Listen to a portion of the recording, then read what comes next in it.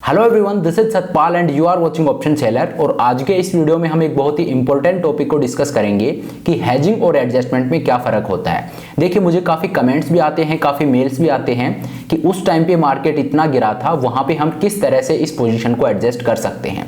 तो देखिए, being A option trader आपको समझना होगा कि हेजिंग और एडजस्टमेंट है, ये दो अलग अलग चीज़ें हैं, इन दोनों का अलग अलग यूज है। ज़्यादातर लोग ये समझते हैं कि अगर उनको एडजस्टमेंट आ गए तो वो किसी भी तरह के मार्केट मूव को राइड कर सकते हैं। देखिए, अगर आपको एडजस्टमेंट आते हैं तो आप बिल्कुल किसी भी तरह के मार्केट मूव को राइड कर सकते हो, आप किसी भी तरह के मार्केट सिनेरियो से प्रॉफिटेबली बाहर आ सकते हो। लेकिन इसकी कुछ कंडीशंस हैं। देखिए, अगर मार्केट आपके अगेंस्ट एक मूव देता है लेकिन वो मूव थोड़ा ग्रेजुअल होता है या उसका मैग्नीट्यूड है वो बहुत बड़ा नहीं होता है, और अगर बड़ा भी होता है तो over the period of time होता है, उस टाइम पे एडजस्टमेंट आपको बचाएंगे, उस टाइम पे एडजस्टमेंट आपके काम आएंगे। आप उस तरह के मार्केट मूव को राइड कर सकते हो इजीली अगर आपको एडजस्टमेंट आते हैं तो। लेकिन एडजस्टमेंट की भी एक लिमिटेशन है।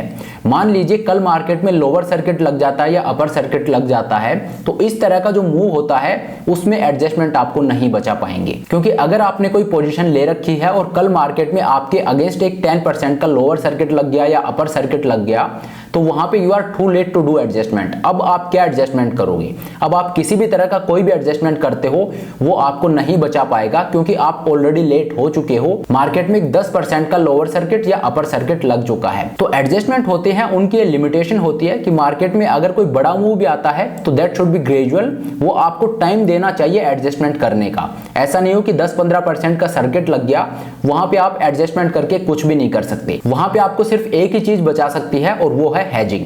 तो हेजिंग और एडजस्टमेंट दोनों अलग अलग चीजें हैं, आपको कंफ्यूज नहीं करना है हेजिंग और एडजस्टमेंट में। हेजिंग जो होती है ये मार्केट में जो ब्लैक स्वॉन इवेंट होते हैं उनसे आपको बचाएगी, लेकिन एडजस्टमेंट आपको कभी भी ब्लैक स्वॉन इवेंट से नहीं बचा पाएगा, क्योंकि जब वो इवेंट हो चुका होगा तब आप एडजस्टमेंट करोगे और it's too late to do any adjustment. तो आज के इस वीडियो का बेसिक आइडिया आपको यही समझाना है कि बीइंग ए ऑप्शन ट्रेडर आपको ये समझना चाहिए कि हेजिंग और एडजस्टमेंट है, ये दो अलग अलग चीजें होती हैं और इनमें आपको कंफ्यूज नहीं होना है। तो चलिए, वैसे तो मैंने आपको बेसिक आइडिया बता दिया है, लेकिन अब मैं आपको स्क्रीन पर लेकर चलता हूं और दिखाता हूं कि हेजिंग और एडजस्टमेंट किस तरह से अलग होते हैं, इनमें क्या डिफरेंस होता है। तो देखिए, ये मैं आपको ऑप्शा के स्क्रीन पर ले आया हूं और निफ्टी अभी ट्रेड कर रहा है 17,900 के पास। 17,850 है, ये एट द मनी का लेवल है।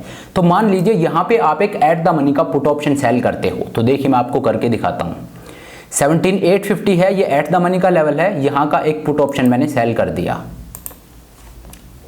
तो देखिए, ये आपकी पोजीशन है। अब अगर मार्केट ऊपर जाता है तो आपको प्रॉफिट होगा, और अगर मार्केट नीचे जाता है तो आपका जो लॉस है वो अनलिमिटेड है। आपको थ्योरेटिकली कितना भी लॉस हो सकता है, और आपका ब्रेक इवन क्या है? 17,700। तो ये आपका पे ऑफ चार्ट बनता है अगर आप एक पुट ऑप्शन को सेल करते हैं। मान लीजिए ये आपकी एक्चुअल पोजीशन है, आपने ये पोजीशन ले रखी है। तो अब इस पोजीशन को हम हेज कैसे कर सकते हैं और एडजस्ट कैसे कर सकते हैं वो मैं आपको दिखाता हूं। उन दोनों का डिफरेंस मैं आपको दिखाता हूं।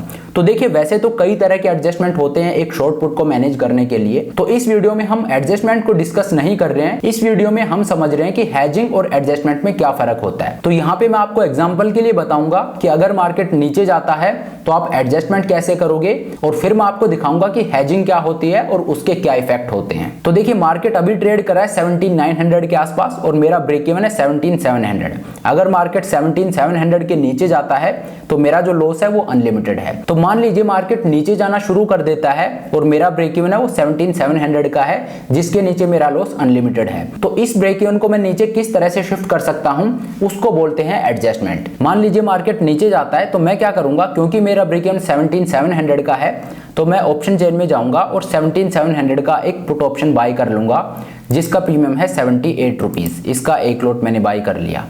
अब ये 78 रुपीज मैंने मार्केट को पे किए हैं। अब मैं क्या करूंगा, मैं और नीचे जाऊंगा और ये जो मार्केट को मैंने प्रीमियम पे किया है इतना मैं कलेक्ट करूंगा दो पुट ऑप्शन सेल करके। तो अब मैं नीचे जाऊंगा और 17,600 के दो पुट ऑप्शन मैं सेल कर दूंगा।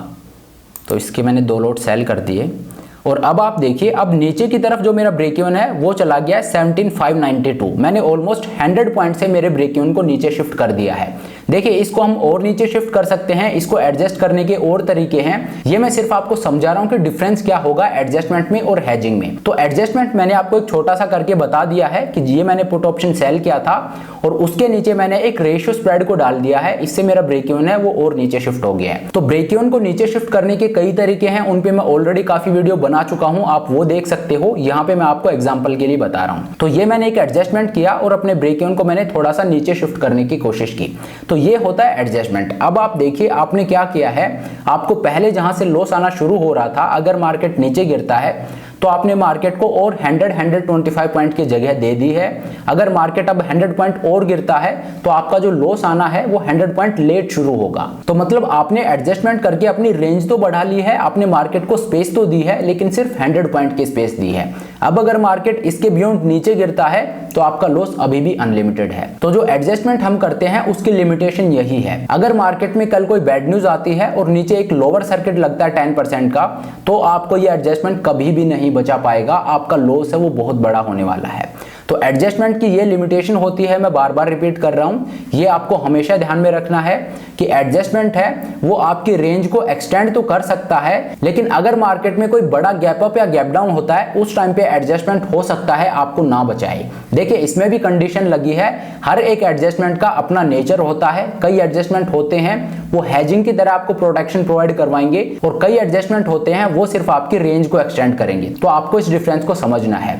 देखिए ये वीडियो आपको थोड़ा सा कंफ्यूजिंग साउंड हो सकता है और आपको लगे कि ये बहुत जरूरी नहीं है, लेकिन ट्रस्ट मी आपको एक कॉन्सेप्ट समझना बहुत जरूरी है। आपको पता होना चाहिए कि इन दोनों में क्या डिफरेंस है, ताकि आपकी पोजीशन के साथ जो रिस्क एसोसिएटेड है उसको आप अच्छी तरह से समझ पाएं।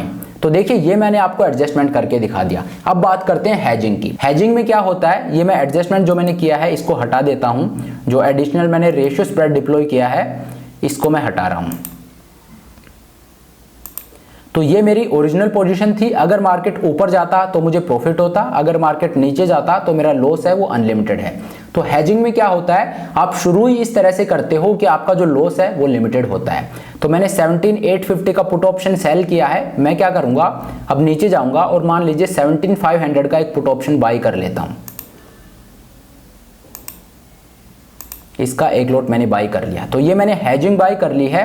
अब ये पोजीशन है ये हेज्ड है। देखिए यहाँ पे प्रॉफिट और लॉस को आपको नहीं देखना है, मैं आपको सिर्फ समझा रहा हूँ कि हेजिंग और एडजस्टमेंट में क्या फर्क होते हैं। ये जो पे ऑफ चार्ट बन रहे हैं ये बिल्कुल रिलेवेंट नहीं है, तो आपको यहाँ पे ये नहीं देखना है कि यहाँ पे रिस्क रिवॉर्ड है वो 1:0.4 ही है।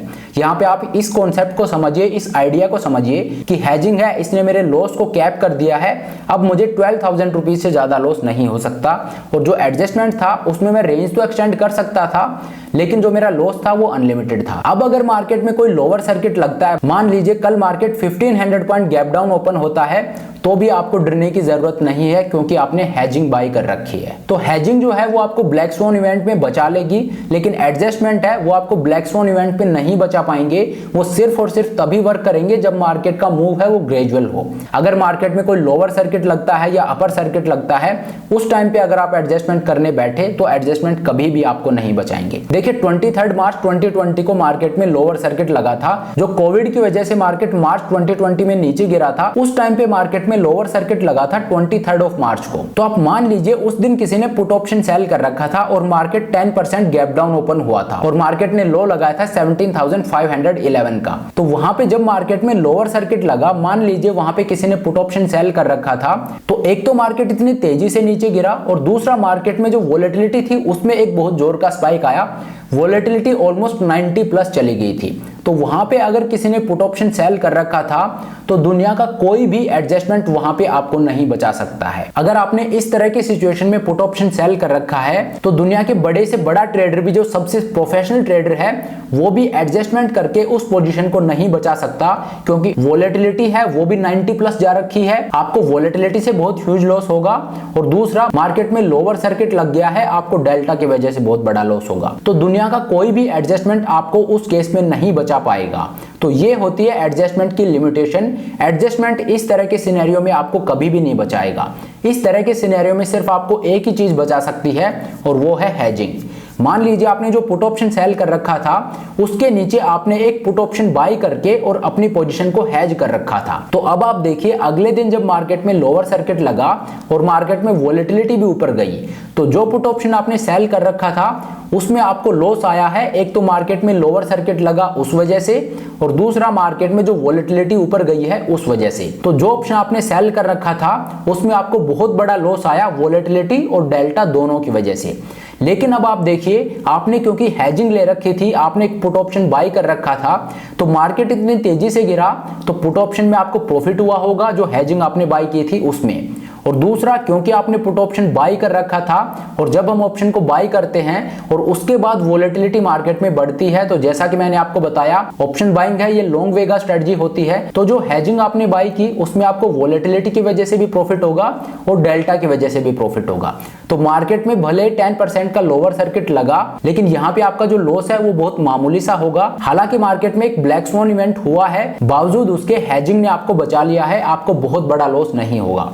तो ये डिफरेंस होता है हैजिंग और एडजस्टमेंट में। एडजस्टमेंट आपको कभी भी इस तरह के मार्केट सिनेरियो में नहीं बचाएगा, लेकिन हैजिंग आपको हमेशा इस तरह के ब्लैक स्वॉन इवेंट से बचा के रखती है। तो ये डिफरेंस होता है हैजिंग और एडजस्टमेंट में। आपको हमेशा अपनी पोजीशन को हैज करके रखना चाहिए। अगर आप पोजीशन को हैज करके चलते हैं तो एक तो आपको ब्लैक स्वॉन इवेंट से डरने की जरूरत नहीं है, और दूसरा आपको एडजस्टमेंट करने में भी आसानी होगी। अगर आप एक स्ट्रेंगल और आयरन कॉन्डोर दोनों को ट्रेड करते हैं तो दोनों में डिफरेंस यही है कि स्ट्रेंगल है उसमें कोई हैजिंग नहीं होती है, और आयरन कॉन्डोर है ये हैज्ड होती है। तो इन दोनों में जब आप एडजस्टमेंट करने जाओगे तो स्ट्रेंगल को एडजस्ट करना कंपैरेटिवली टफ होगा एक आयरन कॉन्डोर को एडजस्ट करने से। तो हैजिंग होती है ये आपके एडजस्टमेंट को और इजी बना देती है।